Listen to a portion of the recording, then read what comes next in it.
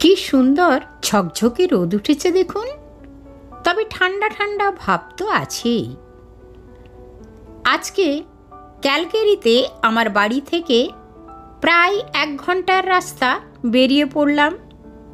Rocky mountain সেখান থেকেই শুরু।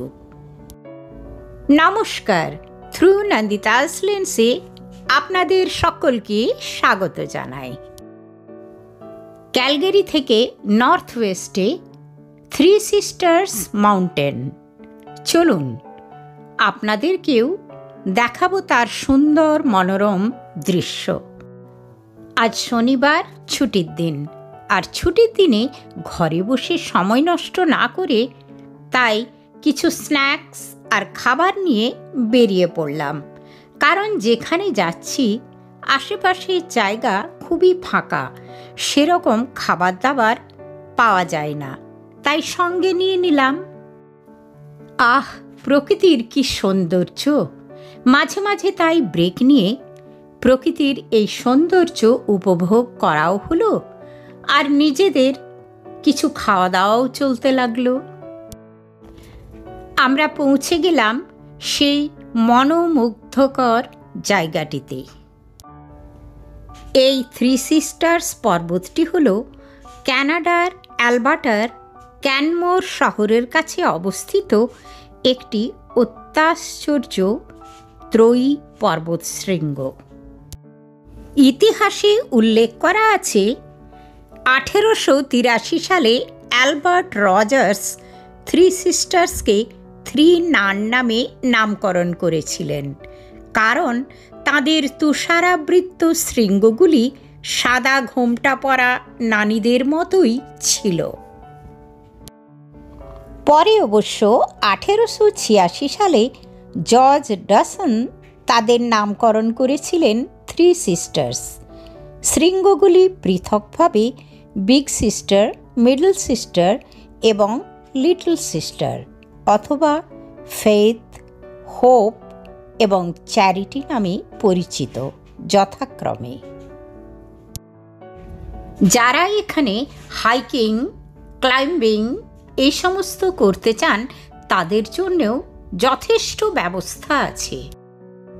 ক্যালগেরি আমার বাড়ি থেকে বেরিয়ে ঠিক 1 ঘন্টার মধ্যেই এই অপরূপ স্বর্গের মতো সুন্দর জায়গায় চলে আসা যায়।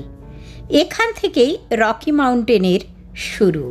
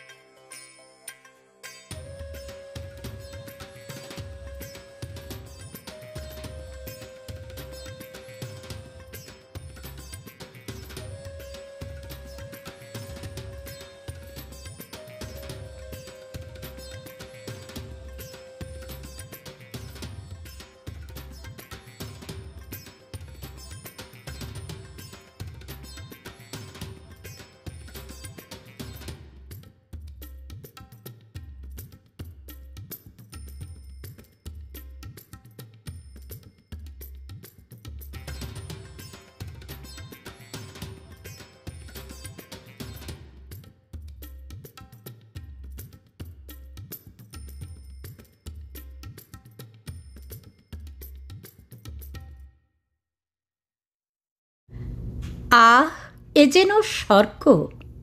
চোখে না দেখলে এর অপরূপ সৌন্দর্য ঠিক অনুভব করা যায় না। আমি তো পরম তৃপ্তি পেলাম। আপনারাও চলে আসুন দেখতে। আর আমার এই ভিডিও ভালো লেগে থাকলে আপনারা সাবস্ক্রাইব করে পাশের বেল আইকনটি প্রেস করে অল করে দেবেন। তাহলে আগামী দিনের সমস্ত ভিডিওর নোটিফিকেশান ঠিক সময় মতো পেয়ে যাবেন। সবাই ভালো থাকবেন।